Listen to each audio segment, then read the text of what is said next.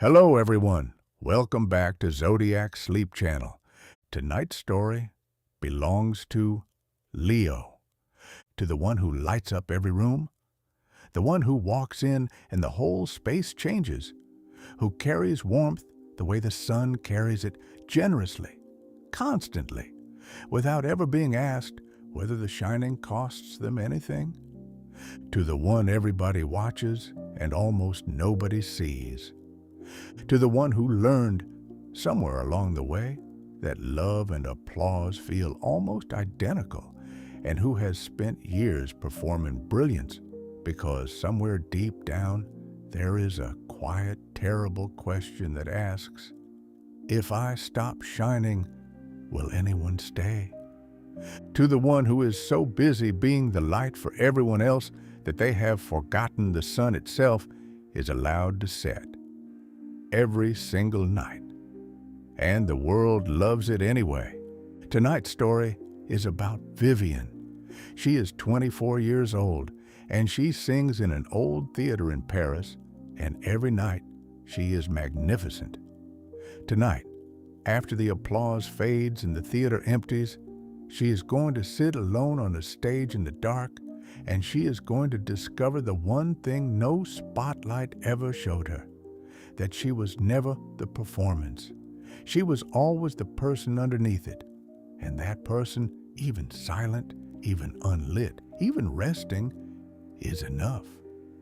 Get comfortable. Take a slow breath. Let the lights go down gently. Let's begin. Chapter 1. The applause lasted 4 minutes tonight, which Vivienne knew because some part of her always counted, the way a sailor always knows the tide, and 4 minutes was good. 4 minutes was wonderful. 4 minutes of 200 people on their feet in the gold and burgundy dark of the Théâtre du Soleil Couchant, clapping for her, calling her name, holding up their phones to catch the last image of her in the amber light, with her arms open wide as if she could embrace the entire room, which in a way was exactly what she had been doing for 2 hours. She bowed 3 times. She blew a kiss to the balcony. She let the curtain fall. And then, the way it happened every single night, the warmth went out of the air all at once, like a door opening onto winter. The stage lights died down to the work lamps. The musicians packed their instruments with the easy tiredness of people whose job was done. The stage hands moved through the wings, speaking in low voices about ordinary things: dinner, the metro, somebody's birthday on Saturday, and Vivienne stood in the middle of it in her gold dress with her heart still pounding from the finale, still full of the show, still enormous inside, and felt herself become, in the space of about 90 seconds, completely invisible. This was the part nobody ever wrote about, the descent. Every performer knew it, and almost none of them spoke of it. The strange vertigo of going from being the absolute center of 200 people's attention to being a young woman standing alone in a drafty backstage corridor while everyone around her checked their phones. It was like being a sun that someone switched off at 11 o'clock each night. The light didn't fade gently. It simply stopped. And what remained was whoever you were without it.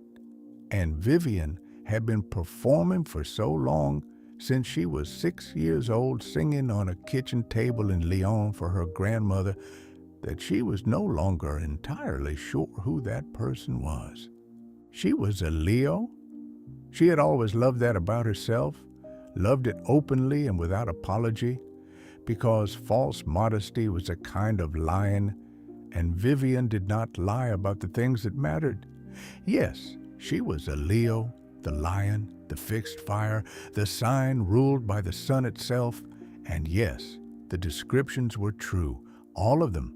the warmth, the generosity, the radiance, the need, and she had stopped being embarrassed about the need years ago because she had noticed that the people who mocked Leos for wanting to be seen were usually the people most terrified of being looked at. She wanted to be seen. She had built a life out of being seen. Every night, 200 people saw her. And yet, she walked to her dressing room down the long corridor lined with photographs of performers who had stood on that stage across 100 years, women in feathers and men in tailcoats, all of them lit up, all of them mid-performance, all of them frozen forever at the exact moment of maximum shine, and she thought, as she passed them, the thought that had been growing in her quietly for months like a hairline crack in a golden bowl. Being watched is not the same as being seen. 200 people had watched her tonight. She could not name one who had seen her. Chapter 2. Her dressing room was small and warm and smelled of powder and old roses, and the mirror was framed by a ring of round bulbs that made everyone who sat before it look like a memory of themselves. Vivienne sat down in front of it, still in the gold dress, and began the nightly ritual of taking herself apart. The earrings first, heavy gold drops that caught the light when she turned her head on stage, designed for exactly that, designed to flash. Then the pins from her hair, one by one, 11 of them, until the careful architecture of the evening collapsed and her dark gold hair fell loose around her shoulders. Then the lashes, then the stage makeup, wiped away in slow circles with a cloth and cold cream. The bold red mouth and the sculpted cheekbones and the eyes drawn large enough to be red from the last row of the balcony, all of it dissolving under her hands until what looked back at her from inside the ring of bulbs was a 24-year-old woman with a bare face and tired eyes and a faint crease between her brows that the audience never saw because the audience never saw her from closer than 5 meters away.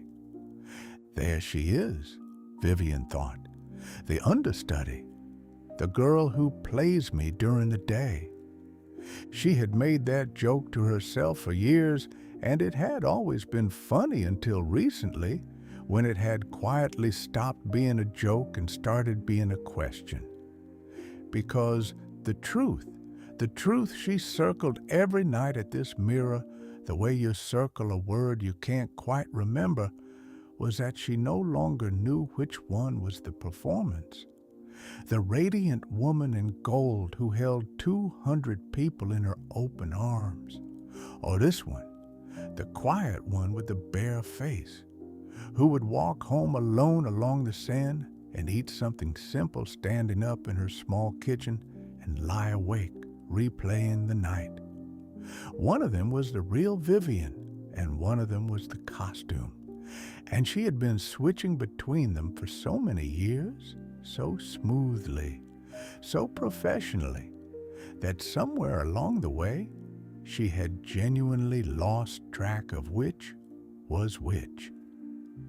This was the Leo wound that nobody talked about, because the descriptions only ever talked about the confidence.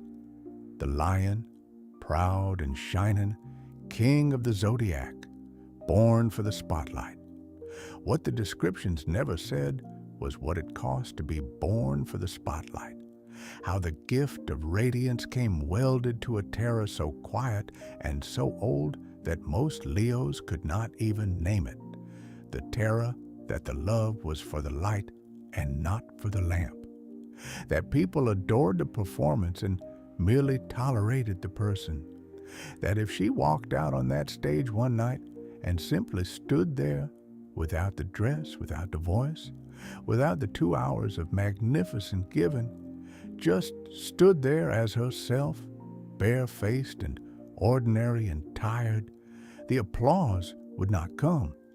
And some part of her had decided, at 6 years old on a kitchen table in Lyon, watching her grandmother's face light up as she sang, that the safest thing in the world was to make sure she was never, ever caught not shining. She had been shining for 18 years without a single intermission.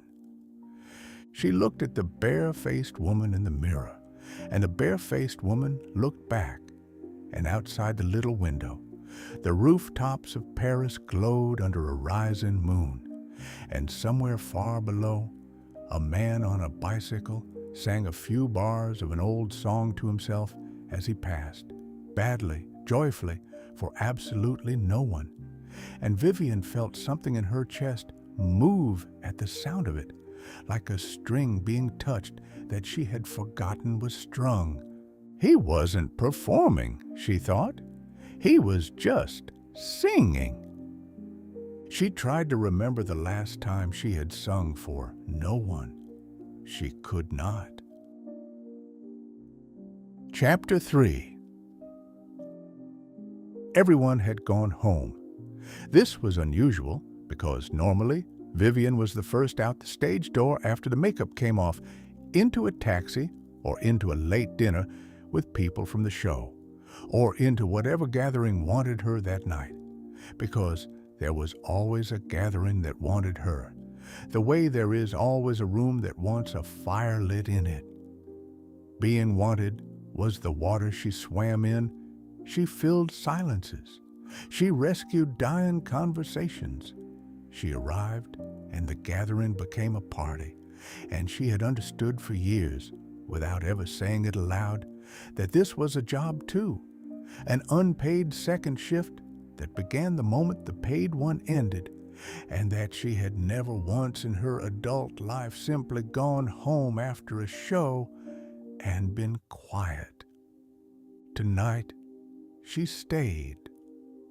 She told old Marcel at the stage door that she wanted to run through something for tomorrow, which was a lie, and he nodded and gave her the keys, the way he had given keys to 100 years of performers who needed the theater for reasons they didn't explain. And then he wound his scarf around his neck and went home to his wife. And Vivienne was alone in the Théâtre du Soleil Couchant for the first time in the 3 years she had worked there. She walked out onto the stage in her own clothes, the plain sweater and the soft trousers that the audience would never recognize her in, and she stood in the middle of the dark stage and looked out at the empty house. It was extraordinary. The theater with no one in it.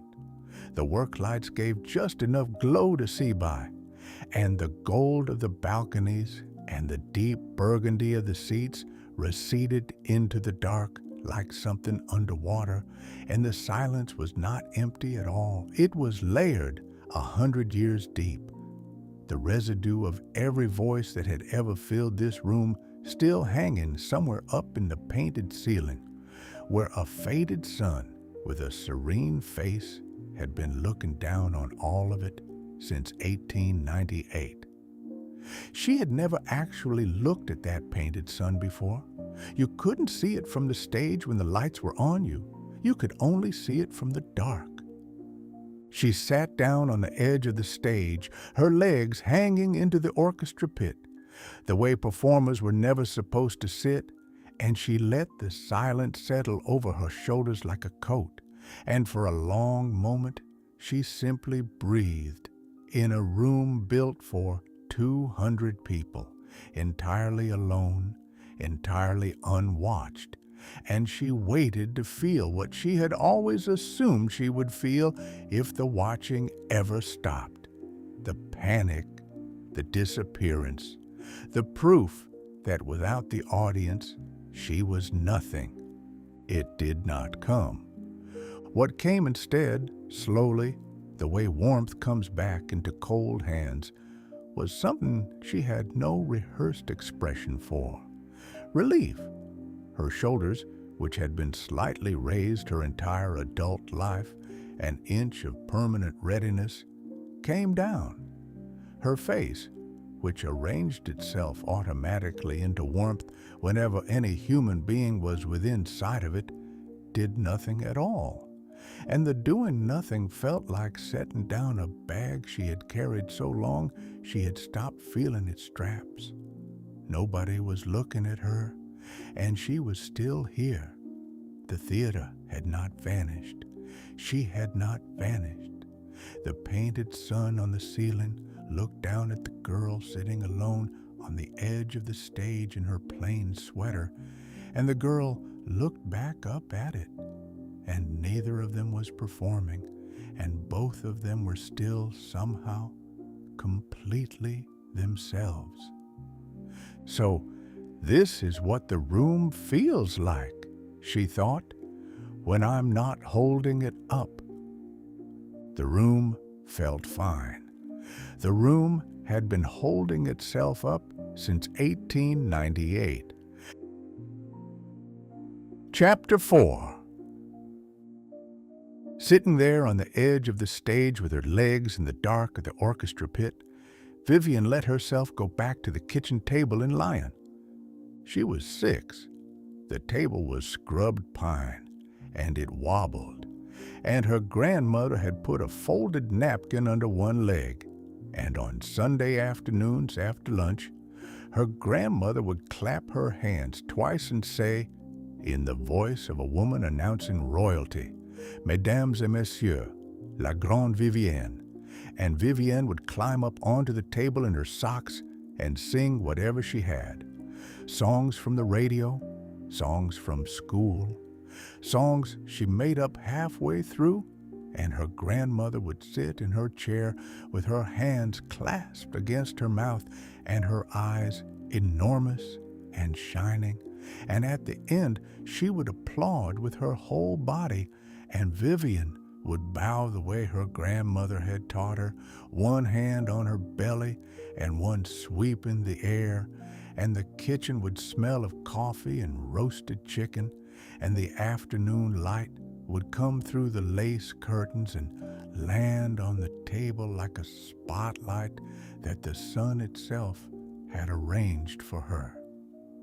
It was the purest thing she had ever known, and sitting in the empty theater 18 years later, she finally let herself look at it honestly, the way you can only look at the brightest things from the dark, and she understood something she had never permitted herself to understand before.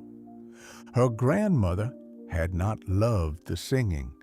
Her grandmother had loved her. The evidence had been there all along, in plain sight, decades of it. Her grandmother's face had lit up exactly the same way when Vivienne came down the stairs with sleep in her eyes and her hair in knots.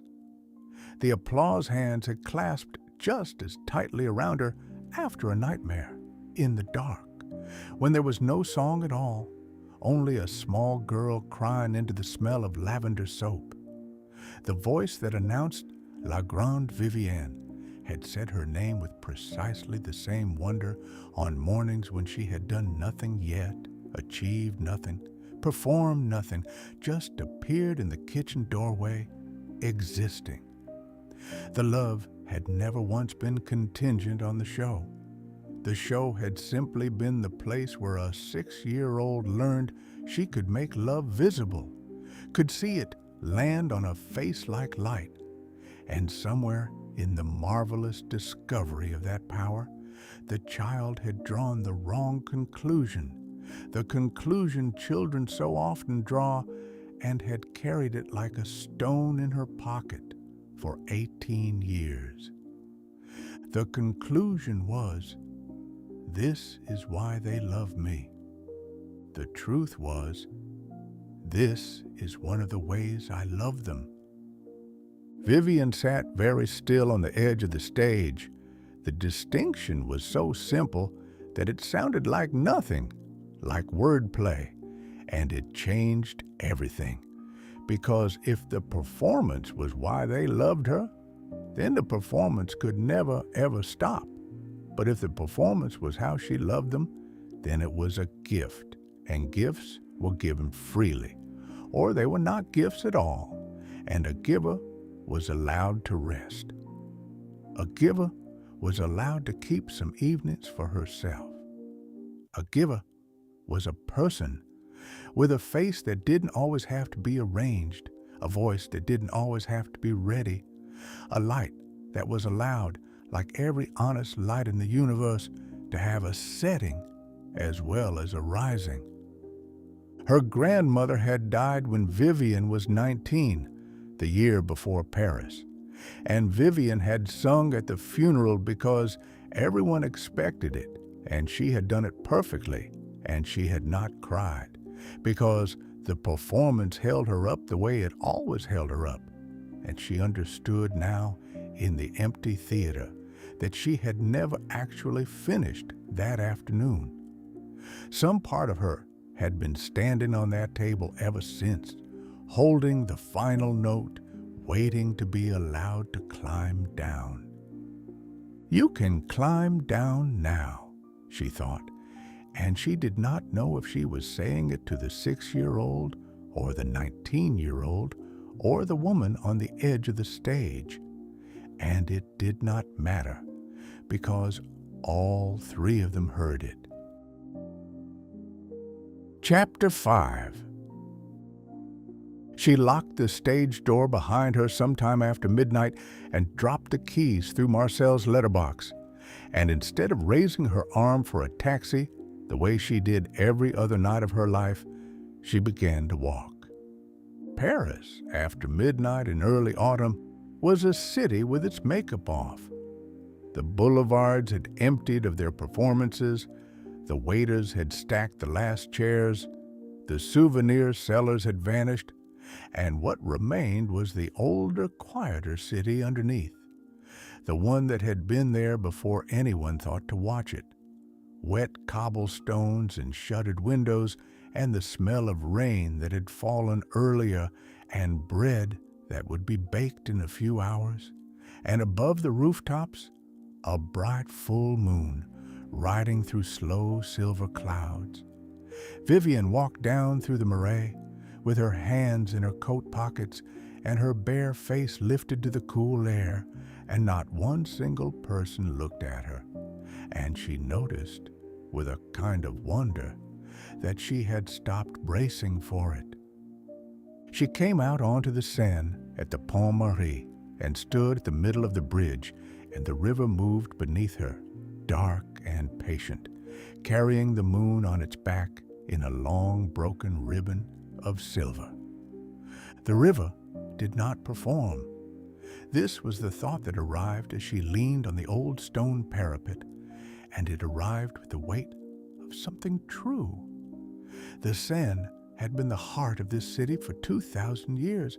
It had carried kings and cargo and catastrophe. Every painter in history had tried to catch it. Every tourist photographed it daily. Millions of eyes on it forever.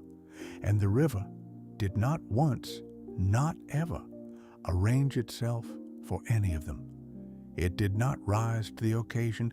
It did not give a better performance on the nights the crowds were large. It simply moved at its own pace, in its own direction, being completely and only what it was. And it was the most beloved thing in Paris precisely because of that. Because you cannot love a performance the way you love a presence. And the river had never been anything but present. The sun is the same, she thought, looking at the moon's light on the water, which was, after all, only the sun's light arriving by a gentler road. Her whole life she had carried her ruling star as a job description. The Leo, ruled by the sun, must radiate, must warm every room, must rise and rise and rise. But the actual sun, the real one, kept no such schedule. It set every single evening fully, completely, without apology, plunging half the world into darkness, and no one had ever stopped loving it for that.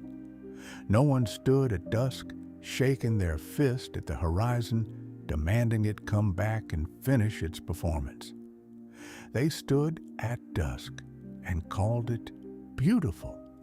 The setting was part of the glory, the going away was half the romance, and every morning it rose again, not because it feared being forgotten, but simply because rising is what it did after resting, and the resting was not the opposite of the shining.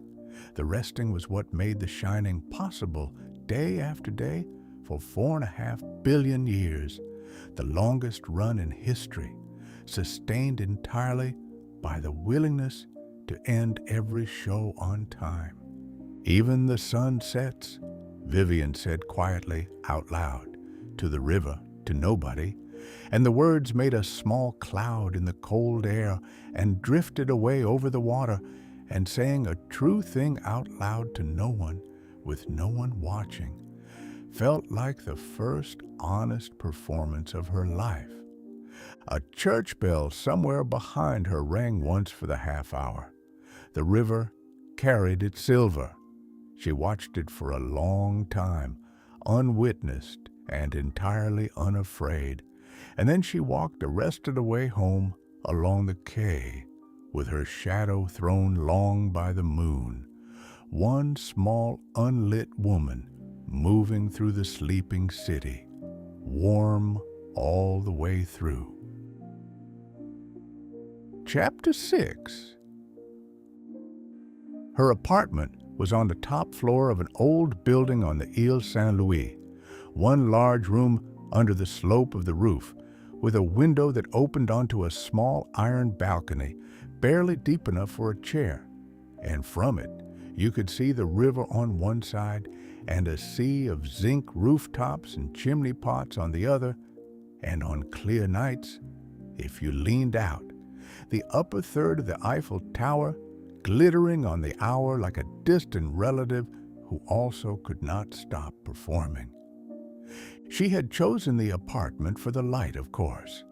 The agent had shown her larger places, more sensible places, but this one had the western window, and at the right hour the whole room filled with gold, and Vivienne, being Vivienne, had signed the lease the same afternoon. What she had not anticipated was how much she would come to love it at night, when there was no light in it at all, except the small warm lamp by the bed and the moon coming in across the floorboards. And the room became less like a stage and more like a den, low-ceilinged, close, safe.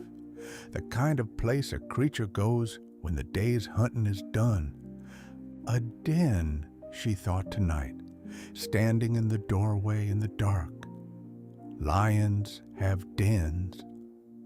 She had been a Leo her whole life, and somehow she had never once thought about that part of it. Everyone, including her, fixated on the lion in the sun, the golden beast on the rock with its mane blazing, surveying the kingdom, magnificent. But that was 1 hour of a lion's day. The actual animal, the real one, slept up to 20 hours, sprawled in the shade, in the den, in a heap with the others, utterly unbothered about its image, conserving the fire for when the fire was needed, and no gazelle on the savannah had ever concluded the lion was not a lion because it was lying down. The majesty was not in the constant display. The majesty was so deep in the animal that it survived total rest. A sleeping lion was still the king, maybe especially then, because only a creature with nothing to prove could afford to sleep that openly under the whole sky. She made tea and did not turn on the big light. She moved around the dark apartment in the moon's silver and her own lamp's small gold, and she washed her face and put on the worn soft shirt she slept in, and she opened the window a crack to hear the river, and the night came in smelling of cold stone and water. On the dresser by the window stood the only photograph she had ever framed, her grandmother in the lion kitchen, laughing mid-applause, caught forever in the exact moment of delight. and beside the frame, the old brass curtain weight from the theater that Marcel had given her on her first anniversary there, a small, heavy sun with rays, tarnished gold, the emblem of the Théâtre du Soleil Couchant, the theater of the setting sun. She had worked under that name for 3 years and had never once, until tonight, actually heard it. Whoever named that theater in 1898 had understood something, she thought, holding the small brass sun in her palm. They had not called it the Theater of the Rising Sun, or the Blazing Sun, or the Eternal Sun. They had built a temple to performance and named it after the most beautiful moment of light there is, the moment it lets go. Every show in that building for 100 years had happened under a name that quietly promised, "It is allowed to end." The curtain is part of the play. The setting is part of the sun. She set the brass weight down gently next to her grandmother's laughter, and she turned off the lamp. Chapter 7. The bed was under the slope of the roof, so that lying in it was like lying in the hold of a gentle ship, and the moon came through the window in a long, pale rectangle that climbed slowly up the blanket as the night turned, and Vivienne lay on her back with her hair loose on the pillow and her hands folded on her chest like a woman finally off duty, and she listened to Paris breathing. It was so quiet, not silent, never silent. The city murmured all night. A taxi crossing the bridge, the river against the stone, a window closing somewhere, a late couple laughing softly 3 streets away. But all of it was unperformed sound, the sound of a city living rather than presenting, and underneath it, the deepest layer, her own breath, going in and out without being projected to any balcony. The smallest voice she had, the one that had been there before all the others and would be there after, the one that needed no audience to keep going. She thought about tomorrow without fear, which was new. There would be a show tomorrow. There would be the dress and the lights and the 200 people, and she would walk out into all that gold and give them everything, because giving them everything was not the lie. The lie had only ever been the belief that she would disappear if she stopped. Tomorrow night she would shine because shining was hers to give, and then the curtain would come down, and she would take the pins from her hair, and she would let the sun set on time, and there would be no panic in the dark, because the dark was not the absence of her. The dark was her den. The dark was where the lion actually lived, between the hours of gold, sprawled and unwatched and utterly itself. And the kingdom remained the kingdom all night long. The moon's pale rectangle reached her hands. She watched it lie across her own fingers, the sun's light arriving second-hand and soft, the way light touches things when it has stopped trying to dazzle anybody. And she thought, on the very edge of sleep, of her grandmother's face at the kitchen door on the mornings when she had done nothing at all. That light, that exact light, for nothing, for no song, for no show, just for the appearing of her. It had been there the whole time, waiting in the first row of every memory, the proof, the original applause, the one that had never once been for the performance. She had spent 18 years on the table holding the final note. She let it go now, out into the dark room, over the rooftops, down the silver river, gone. And the silence that followed it was not empty. The silence was the sound of the love that stays when the song is over, which is the only love there ever was. Vivienne slept, not as the star of anything, not radiant, not magnificent, not watched, just a young woman asleep in a small warm room above a dark river, her face unarranged, her hands unclasped, her light banked low and steady like embers in a hearth, completely off stage and completely undiminished.